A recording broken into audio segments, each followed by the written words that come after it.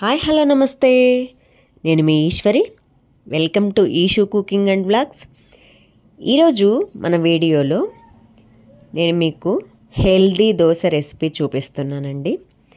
Healthy అని ఎందుకన్నానంటే మనము పాల్ మిల్లెట్ అండి, అంటే సజ్జలు కొర్రలు ఇవన్నీ మీకు తెలుసు కదా. ఈరోజు సజ్జలతోటి బియ్యం లేకుండా హెల్దీ దోశ చూపిస్తున్నానండి, విత్ చట్నీ. చాలా అంటే చాలా టేస్టీగా ఉంటుంది అండ్ క్రంచీగా ఉంటుంది.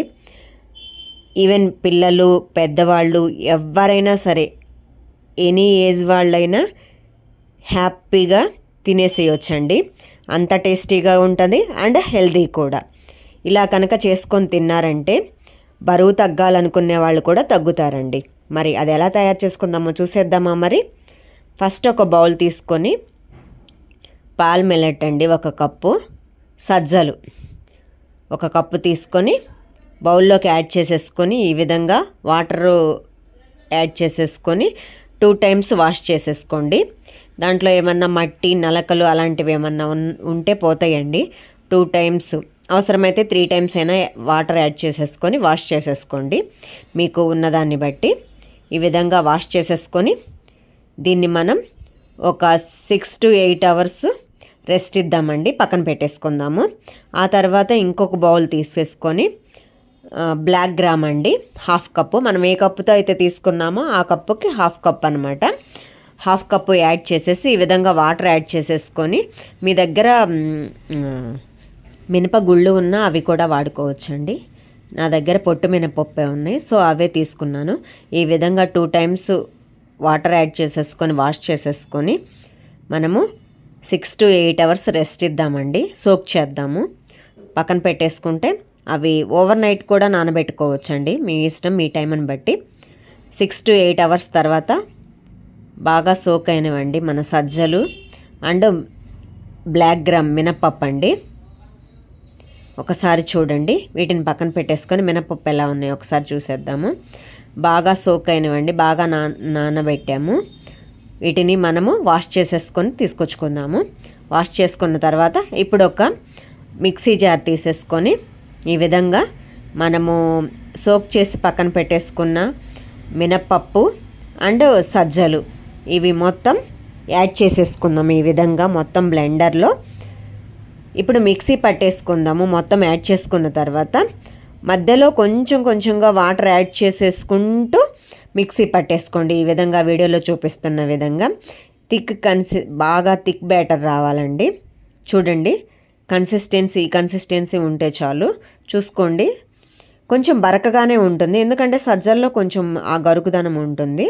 ఆ విధంగా మిక్సీ పట్టేసుకొని ఒక బౌల్లోకి ఈ విధంగా ట్రాన్స్ఫర్ చేసేసుకోండి. మొత్తం మనం బ్యాటర్ మొత్తం మీరు ఎంతైతే తీసుకున్నారో కవర్ చేసేసుకొని లిడ్ మీరు 8 hours are over night rest ఇవ్వండి. ఇదిగో చూడండి, 8 అవర్స్ తర్వాత మన బ్యాటర్ పర్మనెంట్ అయిందండి. చాలా బాగా పర్మనెంట్ అయింది. ఈ విధంగా పర్మనెంట్ అయితే మన దోశలు కూడా క్రిస్పీగా ఉంటాయి అండ్ టేస్టీగా కూడా ఉంటాయి. అప్పటికప్పుడు వేసుకుంటే కొంచెం చప్పగా ఉంటాయండి. సో అందుకే ఈ విధంగా పర్మనెంట్ అయిన బ్యాటర్తో అయితే మాత్రమే చాలా టేస్టీగా ఉంటాయి. ఇప్పుడు మనం 1 స్పూన్ సాల్ట్ యాడ్ చేసేసుకొని, మనం ఇక్కడ మెంతులు యాడ్ చేసుకోలేదు కదా, సో అందుకే ఒక 1/2 స్పూన్ పంచదార యాడ్ చేసేసుకొని కొంచెం లిటిల్ మీకు సరిపడా, మీ కన్సిస్టెన్సీ సరిపడా వాటర్ యాడ్ చేసేసుకొని ఈ విధంగా దోశ బ్యాటర్ కన్సిస్టెన్సీ వచ్చేంత వరకు కొంచెం లైట్గా మీకు ఎంత పడితే అంత వాటర్ యాడ్ చేసేసుకుంటూ ఈ విధంగా మొత్తం కలుపుకోవాలండి. దోశ బ్యాటర్ కన్సిస్టెన్సీ వచ్చేంత వరకు. చూడండి, వీడియోలో చూపిస్తున్న కన్సిస్టెన్సీ వచ్చిందంటే మన దోశ బ్యాటర్ రెడీ అండి. మనం ఇప్పుడు దోశలు వేసేసుకుందాము. మన బ్యాటర్ రెడీ. దీన్ని పక్కన పెట్టేసుకొని మనం ఇప్పుడు స్టవ్ వెలిగించి దోశ తవా పెట్టేసుకొని ఈ విధంగా ఆనియన్ తీసేసుకొని కొంచెం హాఫ్ కట్ చేసేసుకొని కొంచెం ఆయిల్ వేసేసుకొని ఈ విధంగా ప్యాన్ని గ్రీస్ చేసేసుకోండి. ఆ తర్వాత కొంచెం మీకు సరిపడా ఒక గరిటెతోటి మీకు ఎంత కావాలంటే అంత బ్యాటర్ తీసేసుకొని ఈ విధంగా మొత్తం దోశ ప్యాన్ మొత్తం ఈ విధంగా స్ప్రెడ్ చేసేసుకోండి. మీకు ఎంత కావాలంటే అంత స్ప్రెడ్ చేసేసుకొని మనం లైట్గా ఆయిల్ స్ప్రింకిల్ చేయాలండి. లైట్గా అంచుల వెంబడ కొంచెం మనకి కుక్ అవుతుందండి. అది కుక్ అయిన తర్వాత అదర్ సైడ్కి ఫ్లిప్ చేసేద్దాము. అదర్ సైడ్కి తిప్పేస్తే అది కూడా కొంచెం కుక్ అవుతుంది. ఆ సైడ్ కూడా ఈ విధంగా చూడండి ఎంత క్రిస్పీగా ఉన్నాయో, అండ్ టేస్టీ కూడా అదే లెవెల్లో ఉంటుందండి. మనకు హాఫ్కు ఫోల్డ్ చేసేసుకొని దీన్ని మనం ఒక ప్లేట్లోకి ట్రాన్స్ఫర్ చేసేసుకుందాం. సేమ్ ప్రాసెస్ రిపీట్ చేద్దామండి. అదేవిధంగా ఇంకొక దోశ వేసేసుకుందాము. ఈ విధంగా మొత్తం ఇప్పుడు మనము ఆనియన్స్ అవన్నీ యాడ్ చేసేసుకుందామండి. కొంచెం లిటిల్ ఆయిల్ వేసుకొని ఫైన్లీ చాప్ చేసిన ఆనియన్స్, ఫైన్లీ చాప్ చేసిన పచ్చిమిర్చి, తురుముకున్న క్యారెట్ ఈ విధంగా మొత్తం ఆ దోశ మొత్తం స్ప్రింకిల్ చేసేసేయండి.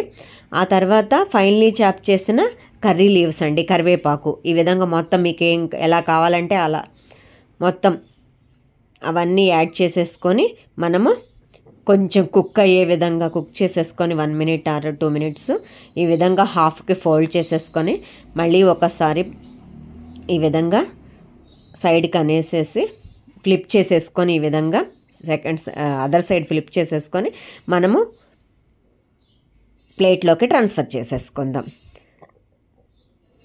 దోశ రెడీ అండి, మనము తినడానికి ready to serve. Dosa with పల్లీ చట్నీ, సజ్జ దోశ అండి, మిల్లెట్ దోశ, పాల్ మిల్లెట్ దోశ ఆరోగ్యానికి ఎంతో మంచిదండి. ఇది ఏ వయసులో వారైనా తినేసేయొచ్చండి. అండ్ నా రెసిపీస్ కనుక మీకు నచ్చినట్లయితే లైక్ చేయండి, షేర్ చేయండి, సబ్స్క్రైబ్ చేయండి. Thank you.